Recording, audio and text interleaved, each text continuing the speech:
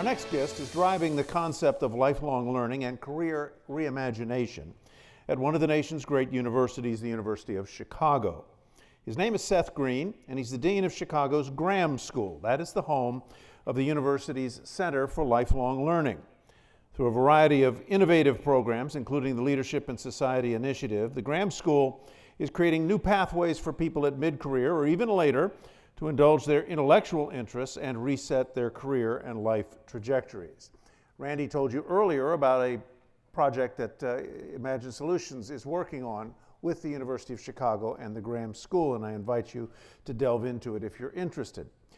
Perhaps if the students in the Graham School are lucky, Seth's students and fellows there will get to hear from one of the university's most respected voices and graduates, David Brooks. Well, today you are lucky because David Brooks is with us and will join Seth shortly from Washington. Simply put, as a columnist, commentator, and author, David Brooks talks sense. He walks a fine political line. He is, I think, a philosophical conservative, but never a partisan one. And sometimes he leans towards what he calls the, quote, rightward edge of the leftward tendency. What is so interesting about Brooks is that he is not merely or even predominantly now a political commentator. He writes deeply and movingly about society, loneliness, social division, and how we can live better together. They say, by the way, that the University of Chicago is where fun goes to die. Well, here to disprove that notion is Seth Green, who I can tell you is actually a pretty fun guy, and he will soon be joined by the profoundly thought-provoking and fun David Brooks. Seth Green, welcome.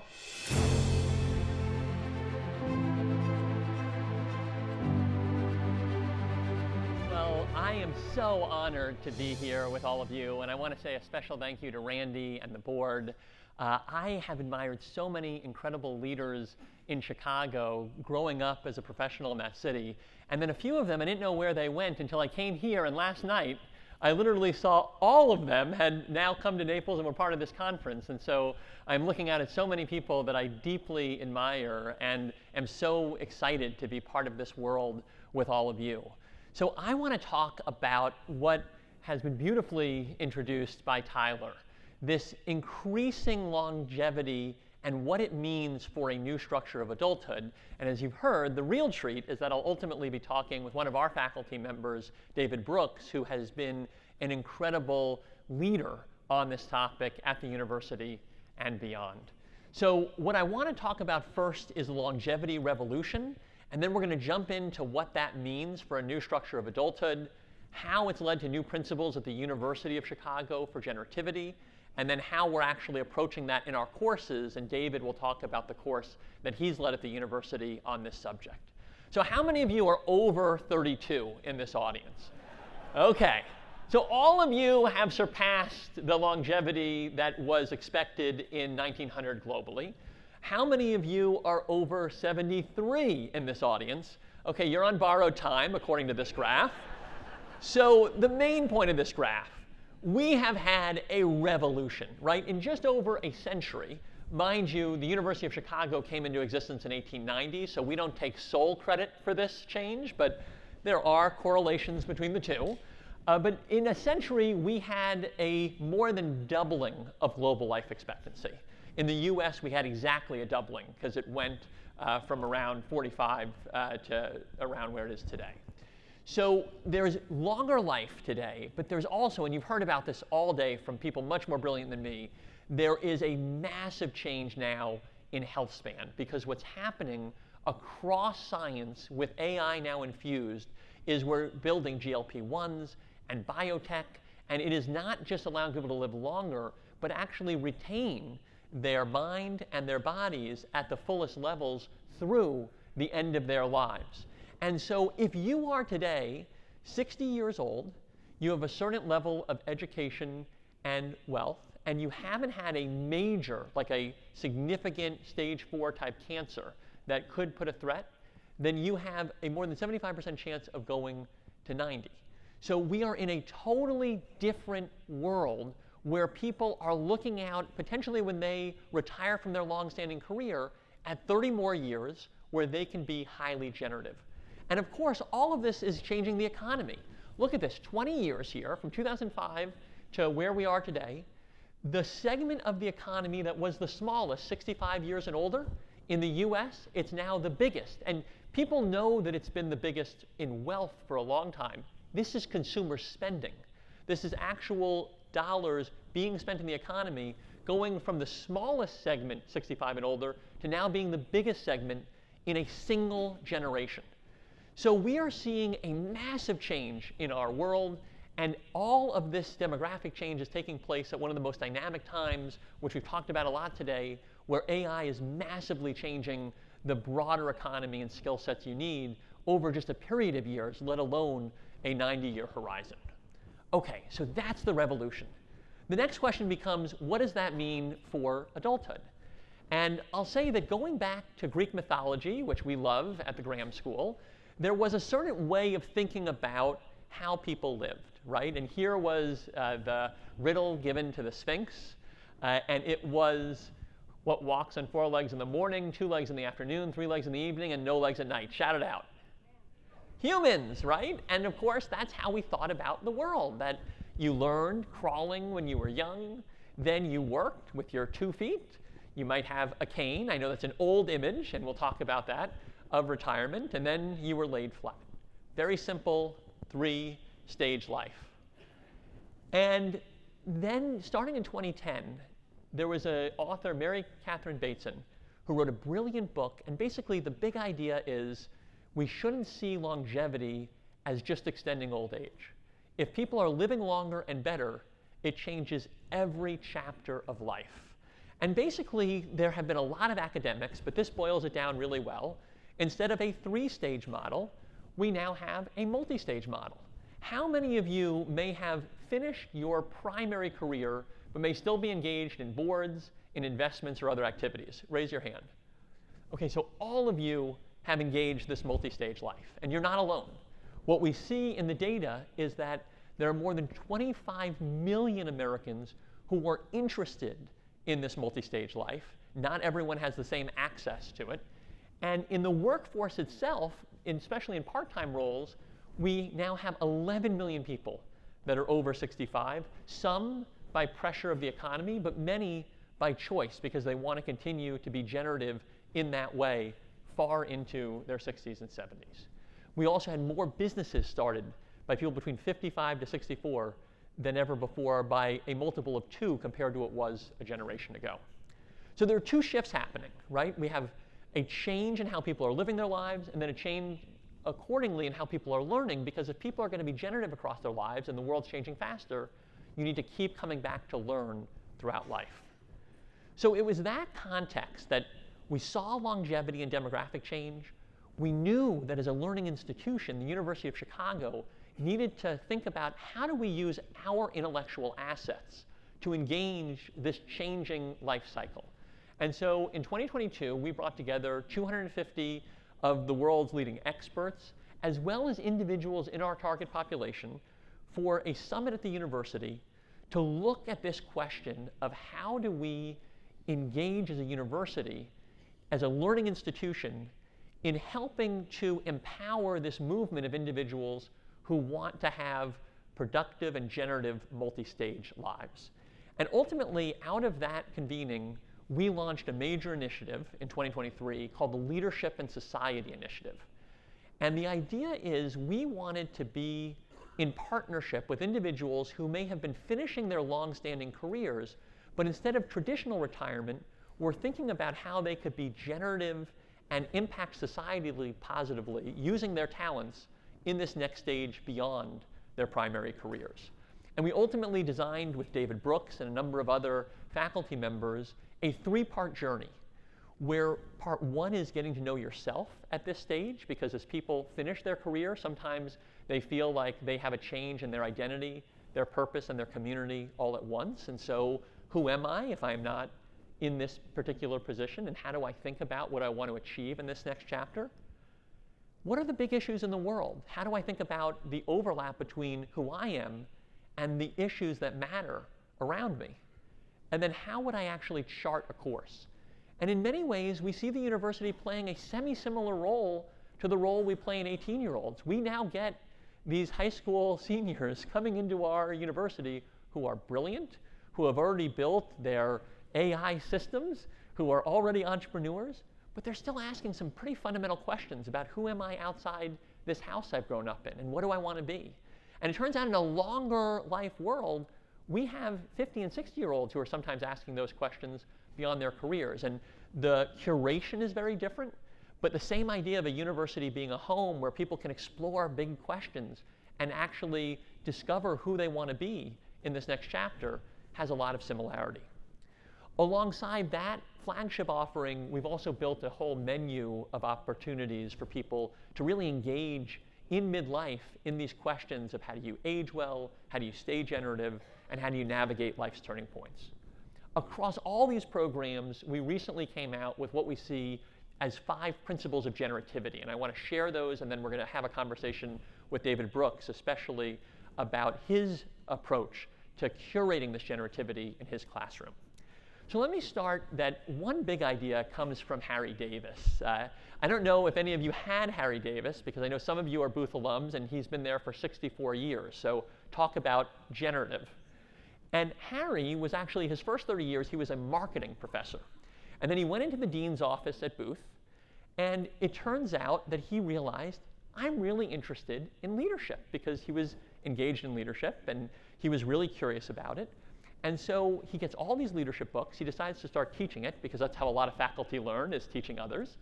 And by the time he finishes in the dean's office, he's really passionate about leadership, a transition he makes in his 50s.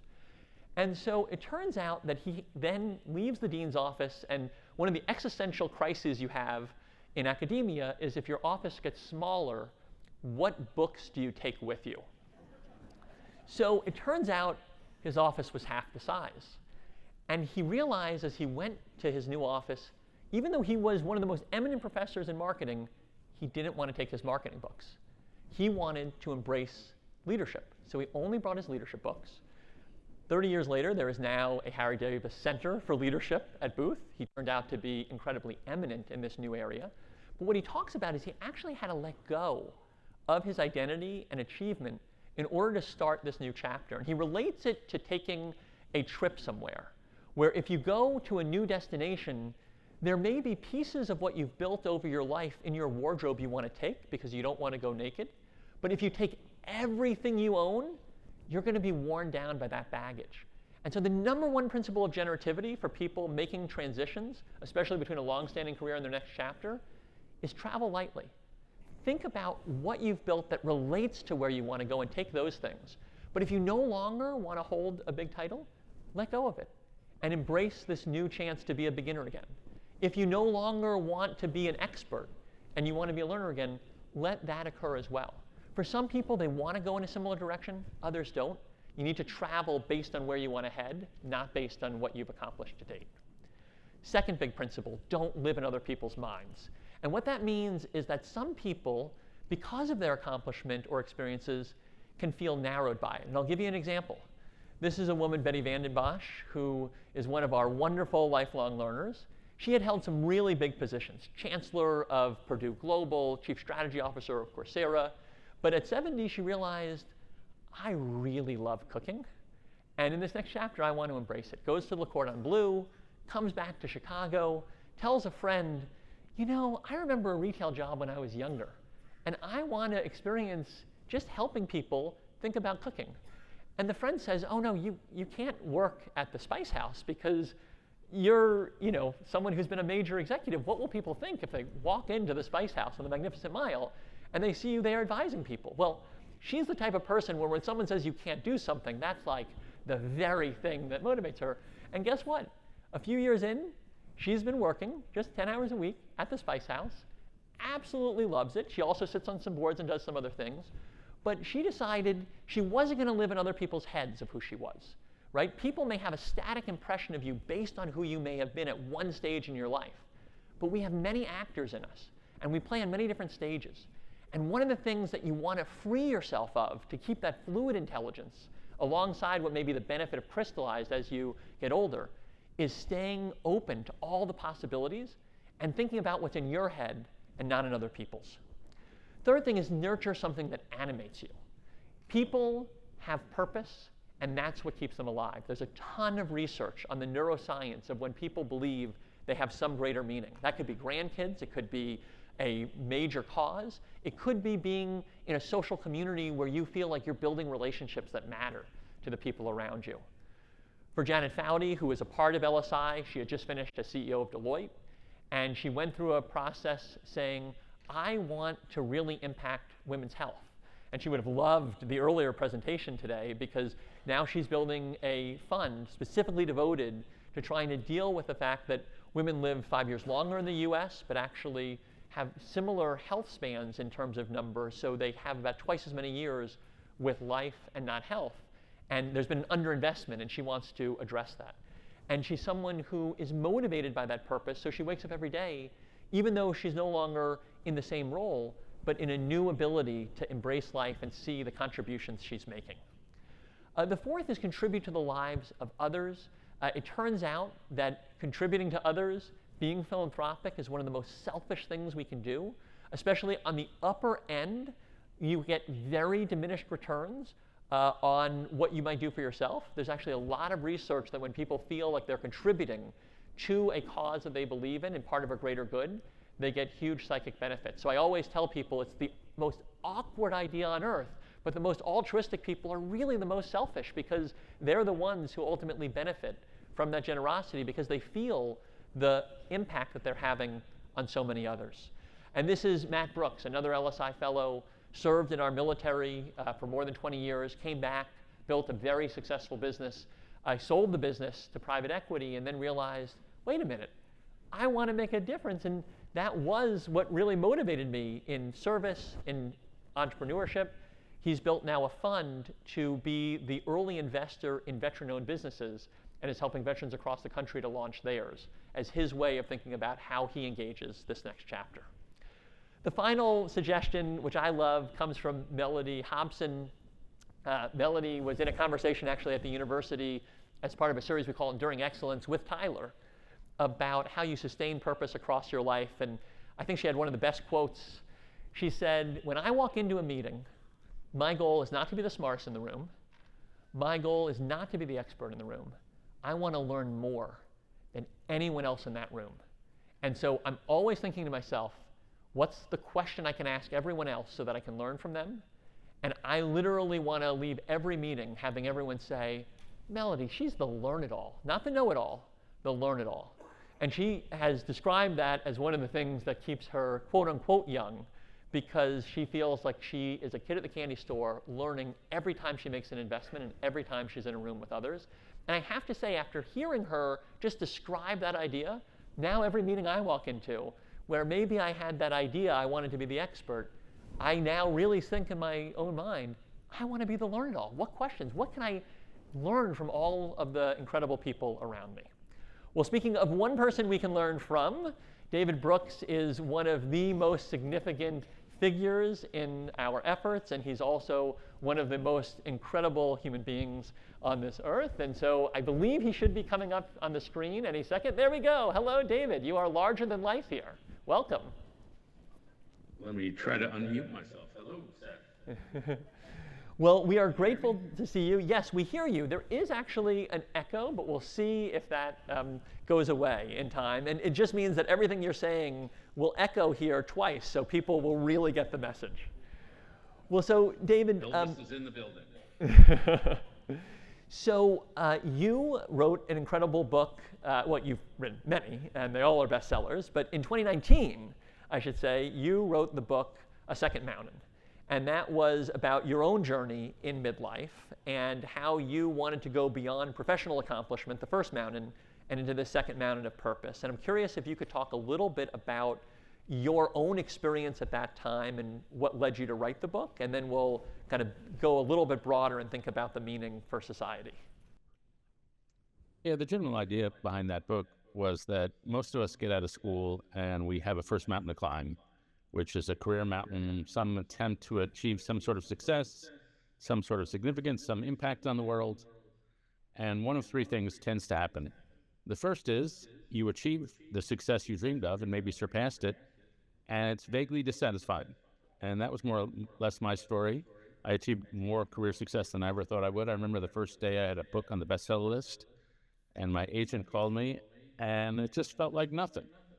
This is something all writers dream of, and it was just something out there. It didn't really touch me. So success, strangely, doesn't make you happy. It cures you from the pain you might feel if you felt you were unsuccessful, but it produces less positive good than you might imagine. I think everybody would agree with that. The second thing that might happen is you fail. You get fired, your company fails, whatever, and you're in the valley. And the third thing that tends to happen is something happens to you that wasn't part of the original plan. You may have a cancer diagnosis, you may lose a child, something bad. But in each of those three cases, either severe or shallow, you're in a valley.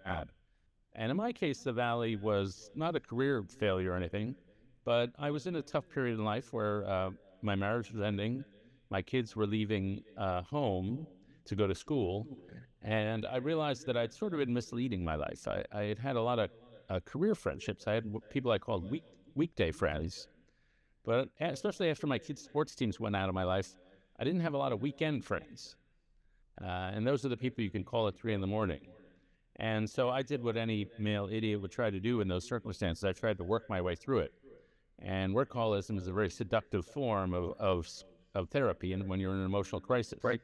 And so if you'd gone to my kitchen at my apartment, I wasn't having anybody over, and you pulled over the drawer where there should have been silverware, there were Post-it notes. And the drawer where there should have been plates, there was stationery. So I was just working my way through it.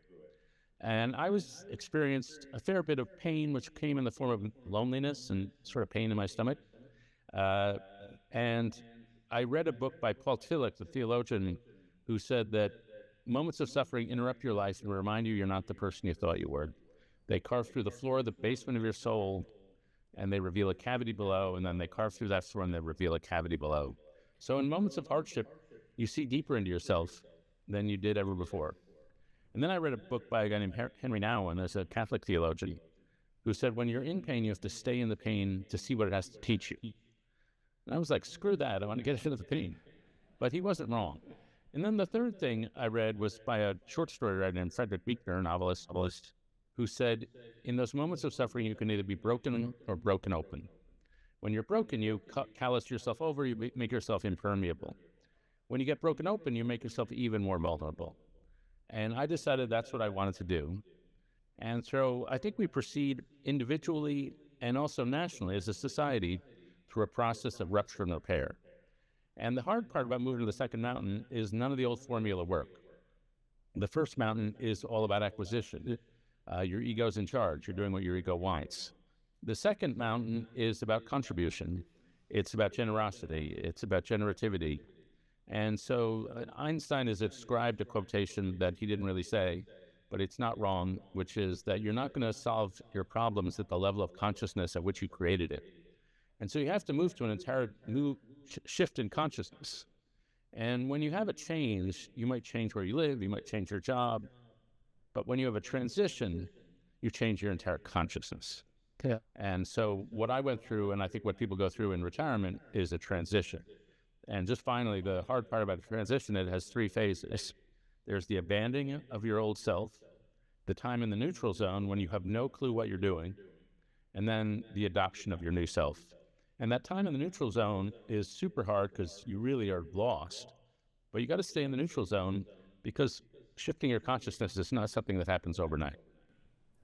Well, David, that is your experience. And I know that you wrote this book and then realized actually it's a shared experience. And in 2023, 4 years later, you wrote an extensive piece for The Atlantic about what you called the new old age. And you basically talked about how this was a whole new structure of adulthood. And so I'm curious, having experienced this yourself, if you could then describe how you see this giving rise to a new way that we should conceptualize adulthood as a whole. Well, I started talking to people who were either approaching or in retirement. And I had one guy say, I fear death, but I fear retirement worse, because he didn't want to lose his identity as the head of a company. And I ran into another person, 70 years old. She said, I realized I'm really bad at predicting what will make me happy. That all the things I thought in retirement that would make me happy, they don't make me happy, it turns out. I'm kind of bored. And so it's this process of losing your identity, losing your resume, that's just super hard on people. I had one executive in retirement said, you know what I miss, weirdly, is the work emails. I like being in the flow, and now I'm out of the flow. And so one of the things, one of my favorite stories from that piece, which dovetails with what you were talking about 10 minutes ago, is I interviewed a woman named Ann Kenner, who was a prosecutor, big-time prosecutor in her career. And she joined the Stanford version of LSI. And she realized during that moment, during that course, that year long, she decided she thought she was going to do something adjacent to what she had been doing. But during that year, she decided, I want to do something completely different.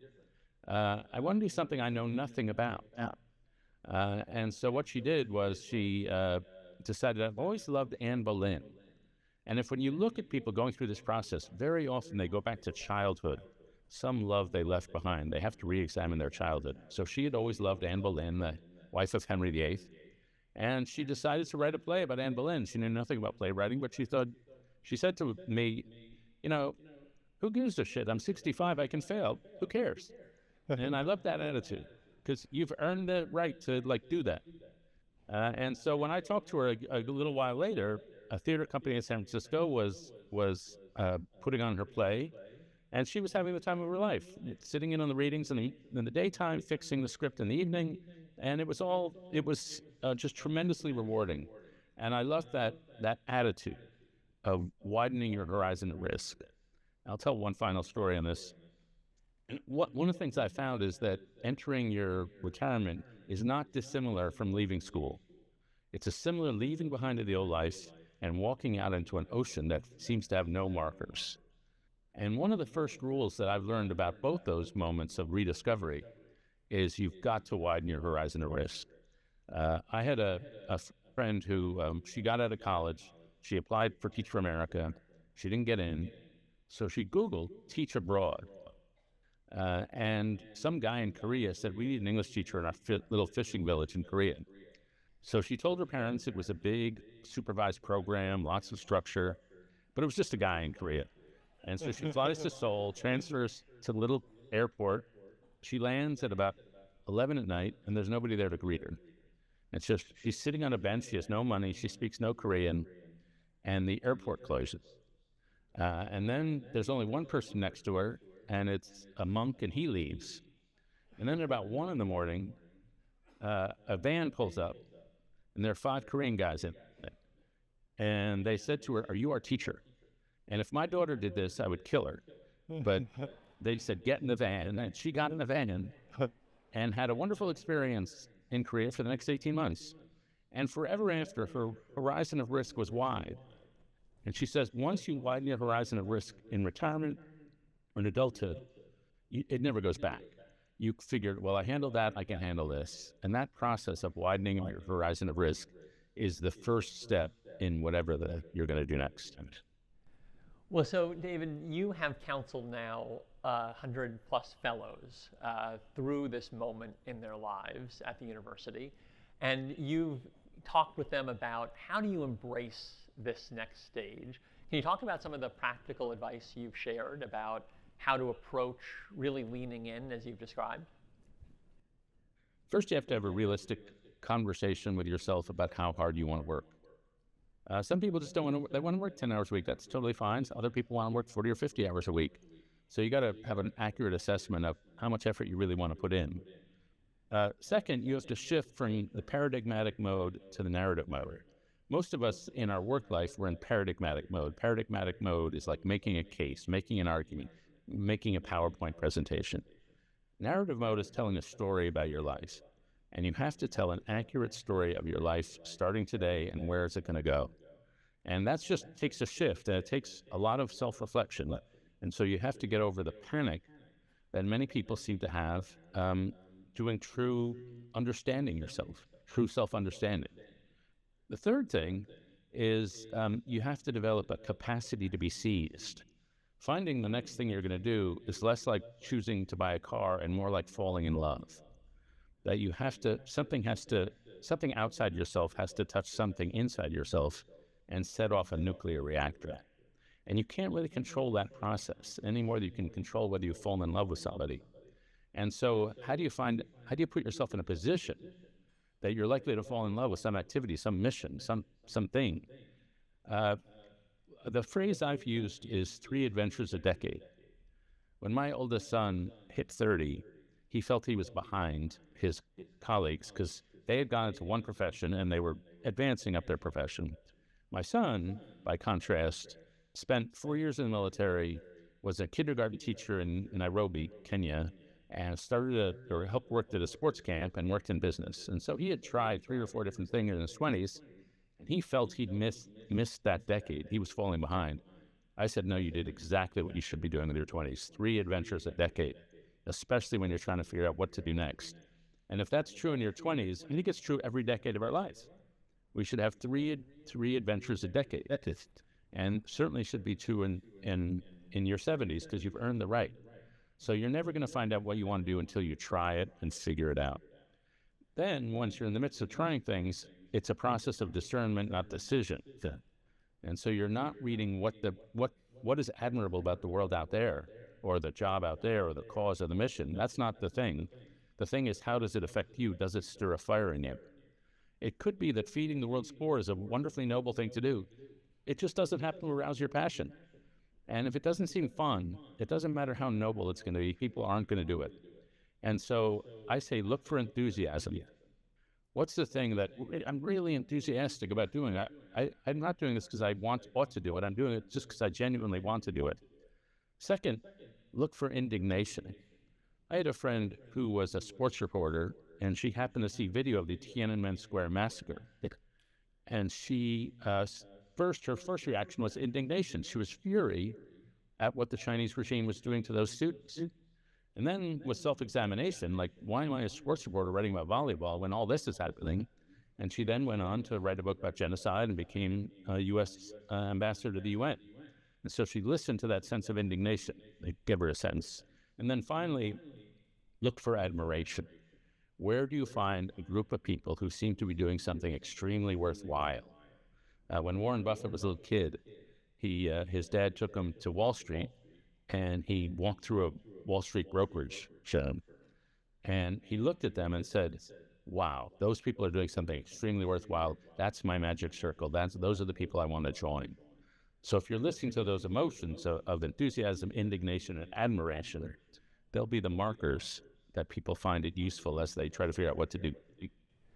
So, David, one unique approach of your class, in addition to the practical wisdom, is that you read humanistic texts and you go deeply into these questions that people have asked across time and space around why am I here, what's my purpose. Why do you use humanism and humanistic texts as part of this discovery process? Partly because humanism tells you about yourself. When you read a novel, when you read history, you read a poem, you learn how other people operate, which is just very handy to know. Second, you learn how you operate. Toni Morrison once said, when I read about Simone de Beauvoir or James Baldwin, they're giving me access to part of myself. I'm comparing myself to their self, and I'm getting self-knowledge through that. Third, a poem doesn't give you new information, but it gives you new experience. David, we've temporarily having an emotional experience. Lost your volume. Oh, there we go. We have you back. But you have us in suspense from the words a poem, and then we lost from there. Okay. A poem and a painting doesn't give you new information, but it gives you new emotional experience. And so, for example, I was in St. Petersburg a couple of years ago, and I got to see Rembrandt's poem about the prodigal son. And I've seen many paintings of that parable. But in this one, and Rembrandt painted it at the end of his life when he was broke, fashion had passed him by, his wife was dead, 4 out of his 5 children were dead. And I've never seen a painting where the son who comes back, the prodigal son, is so ashamed, hairless, broken, almost destroyed. And I've never seen a painting where the father's love for the wayward son is so intense. He's just embracing him. And when you look closely at the father's hands, you see one hand is a masculine hand and one hand is a feminine hand. And so you can imagine Rembrandt, after losing his son, his children. He's trying to imagine his eternal love, express it in a painting. And so when that's happened, you've had an emotional experience. And that's nice to have, and it's very moving, but it also widens your repertoire of emotions. If you're really going to discern who you are, what you want, you have to have what they call emotional granularity. That's the ability. Some people have low emotional granularity, that things are either up or down, they're bad or good. And some patients of therapists, they can't tell the difference between anxiety, which is an up state, and depression, which is a down state. They just can't read themselves very well. But people with high emotional granularity can tell the difference between adjacent emotions like frustration, anger, indignation, impatience, anxiety, and they can finally read themselves. And that turns out to be a great skill because your emotions are evaluation mechanisms. They're telling you what you want, what is worth wanting.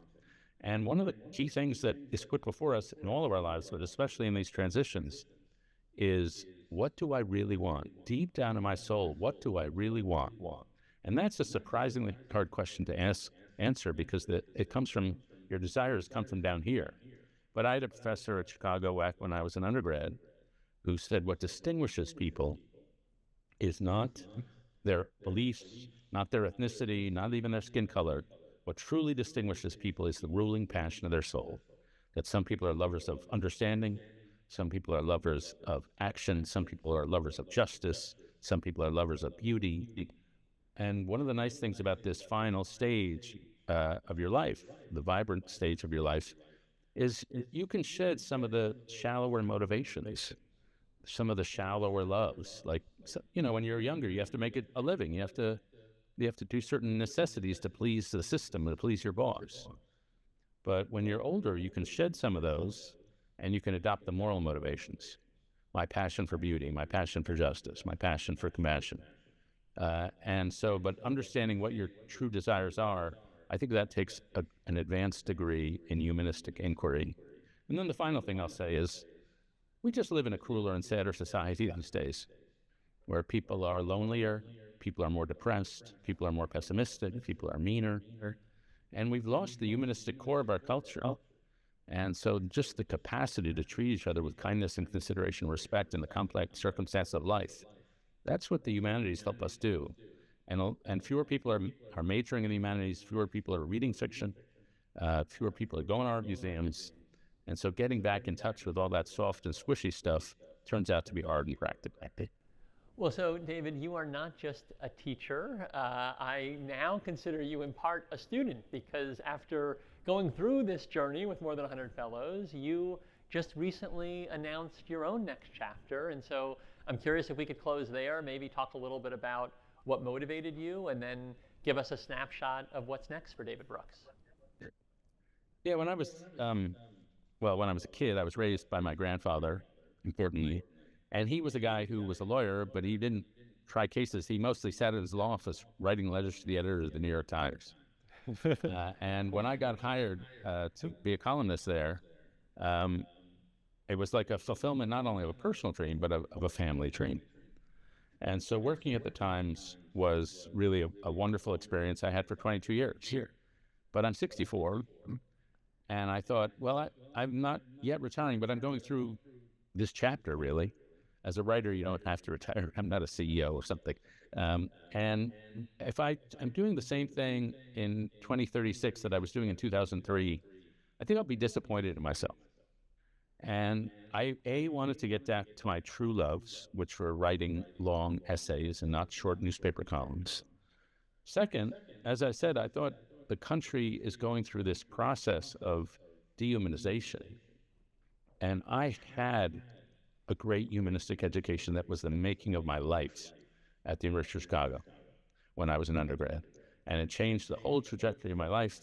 And I wanted to get back in touch with that and hopefully offer it to other people, not just college kids, but people up and down the age scale.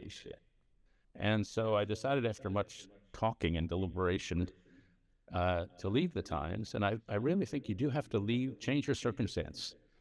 One of the things we learned from social science is you can't will yourself into better behavior. You have to change your situation, and your situation will change your behavior. And so I decided to leave the Times.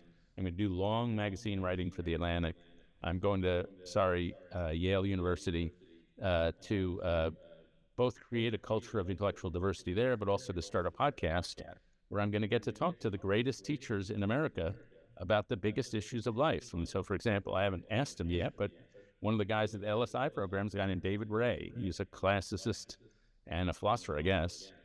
And when I talked to the students, I hadn't met David Ray for 2 years, but the students were like, that guy is amazing. What Aristotle can teach you about retiring. Here's what it says, and then in Aramaic, and here's what a word means in Greek, and here's what it means in Latin, and this guy's got it all in his head. And so when you meet a guy like him, you see someone who, I remember this when I was an undergrad, and it's the same today. I knew I never could match the learning of those people, but I found them so impressive. And I wanted to be, with all my soul, as much like them as possible. And so they became my magic circle, the people I wanted to be around. And other people will have different magic circles, but the need to cut out your old life and just to leap into some new set of situations and circumstances, that's part of this transition. Well, David, this has been a wonderful conversation. We are thrilled you will be continuing with the University of Chicago, even as you also are now involved in that university in New Haven. And truly, you are a gift to all of us who have loved reading your columns and will enjoy now your longer form and your podcasts. I told him I'm thrilled I can now take him on a run with me when I go out with my earphones. So, David, thank you again. We're really grateful to have you here in Naples. Great to be with you. I'm sorry I can't physically be there in Naples, but thank you for making my book so big behind you. Maybe you could make it slightly larger, the cover of my book? Yeah, it is pretty big here. It's larger than life, just as you are actually in the screen. And I will just close before I turn it back to Tyler to say that thanks to a wonderful partnership with Imagine Solutions, we are able to invite you to be part of our community. We will be offering a learning course around civic virtue, looking at many of these great texts all the way to today. And it will be exclusively for people that are attending this conference, so you'd be in class with one another virtually with one of our great faculty members at the university. Thank you for having us, and I hope you enjoyed the rest of the day. Before you go, okay. So I like doing Imagine Solutions. Yes. And I love doing Enduring Excellence, which is a series of lectures and interviews that Seth and I sort of spearhead at University of Chicago. But for the longest time, I have wanted to be a men's clothing salesman at Nordstrom. All right.